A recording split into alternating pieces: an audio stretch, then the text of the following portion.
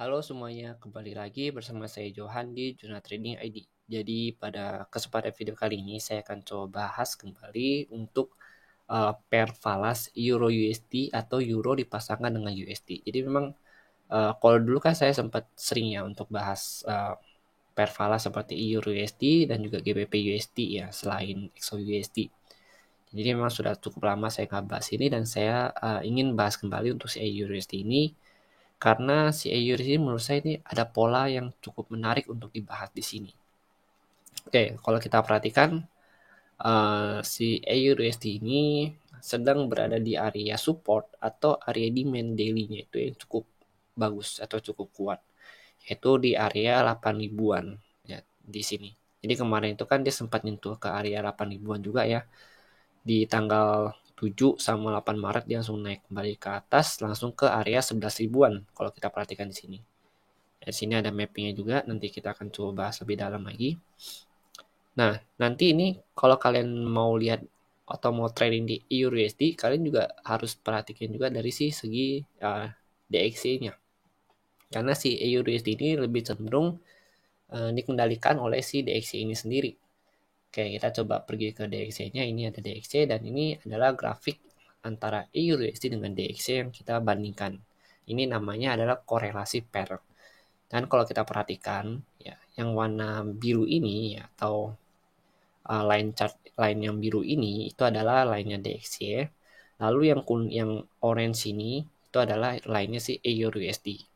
Kalau kita perhatikan di sini, ini namanya mereka tidak berkorelasi. Kenapa tidak berkorelasi? Karena pergerakan mereka itu tidak sejalan. Jadi kalau si DXY-nya ini naik, si EURUSD-nya ini turun. Jadi ini nggak cuma berlaku di EURUSD, tapi kalau misalkan kalian trading di pair falas, ya terutama untuk pair major ya seperti semua pair yang dipasangkan dengan si USD itu sendiri, seperti USD JPY, USD CHF, ya atau AUD USD, nah itu kalian harus perhatikan juga dari sisi DXY-nya ini sendiri, karena memang ini cukup penting, karena si DXY ini ya yang akan mempengaruhi pair major itu sendiri. Oke. Kalau kita lihat di sini, si DXY ini lagi uptrend, ya, si EURUSD ini lagi downtrend. Dan mereka akan begitu terus kalau kita perhatikan tuh. Yang satu uptrend, yang satu downtrend. Ya, jadi emang pergerakan mereka tuh sebenarnya mirip. Jadi benar-benar mirroring ya mirroring kalau saya bilang di sini.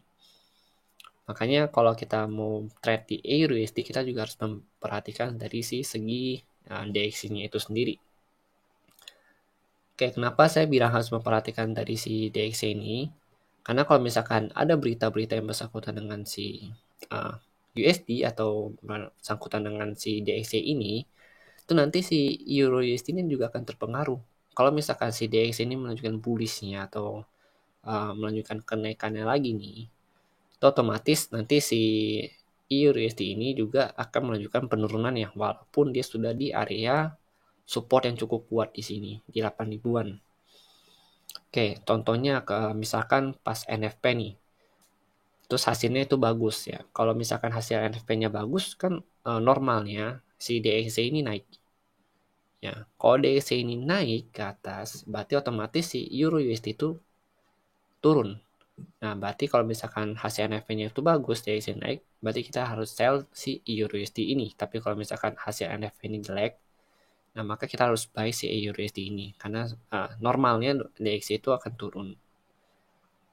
Oke, tapi kalau akhir-akhir ini kalau saya perhatikan memang news fundamental seperti ini juga cukup kalah ya dengan news geopolitik, karena memang beberapa investor atau pemain pasar juga masih memperhatikan si geopolitik ini, terutama uh, beberapa media-media yang coba masih memberikan news-news tentang geopolitik tentang si Rusia sama Ukraina itu sendiri, dan itu memang cukup menjadi perhatian dari si pemain pasar ini.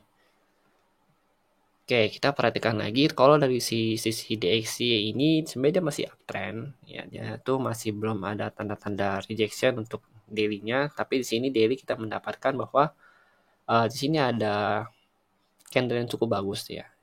Jadi ini adalah candle Gravestone Doji, yang dimana artinya itu ada tekanan dari si seller itu sendiri. Kalau misalkan besok dibuka si DXY ini turun, maka si Euro USD ini bisa naik. Nah, di sini dia ada Dragonfly Doji, di sini tuh ada Gravestone Doji. Nah, ini sama-sama time frame daily ya. Si Euro USD itu ada Dragonfly Doji, di sini ada Gravestone Doji, dan itu sama-sama ada di support yang cukup penting. DXY di support DXY ada di resisten cukup penting. Si Euro USD itu ada di support yang cukup penting. Nah, kalau si DXY itu besok dibuka merah, ya maka si Euro ini ada kesempatan untuk naik kembali. Dan kalau kita perhatikan di sini ya, kita pindahkan dulu ke time frame 4 jam. Oke, kita buka lagi untuk ini ya. Nah, ini kan dia lagi di support penting nih, yang ini. Nih. Nah, kalau dia mau naik nih, jadi akan kemungkinan untuk melakukan retest kembali di area 9.500.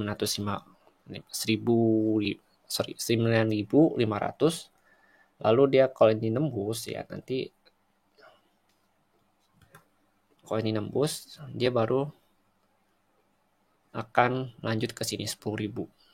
Dan di sini ada trendline ini. Ya, dia akan kemungkinan besar dia akan ke 10.000 lagi atau menguji si trendline ini di area 10.000, 10.300, 1.400. Karena kalau kita lihat di sini ada order block ya. Sini ada order block yang bisa kita manfaatkan sebagai area supply-nya. Nah, di sini kemungkinan besar dia akan ke sini. Kalau misalkan si DXY ini retrace ya. DXY itu kemungkinan kalau saya lihat di sini dia itu akan retrace. Pertama ada supportnya itu di 99.316. Lalu kalau dia tembus ini, nah dia tuh akan cari lagi nih support di bawah nih. Support di bawah dia itu ada di sini.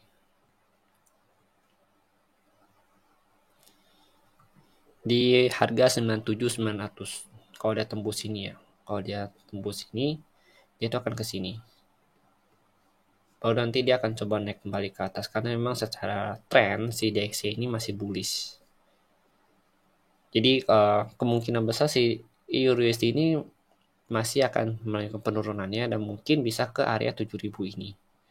Kalau si DXY ini masih melanjutkan kenaikannya kembali. Tapi kalau saya perhatikan untuk Senin nanti, ya dia itu cenderung untuk melakukan retrace dulu ke bawah. Ya pertama itu ada di 99.316, lalu yang kedua itu ada di sini.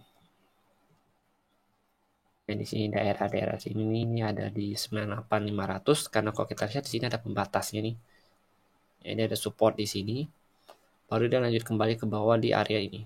97.900. Nanti si euro ini kemungkinan besar kalau dia tarik kembali ke sini ke 97.900, maka si euro USD ini bisa kembali ke 10.000 untuk sementara waktu.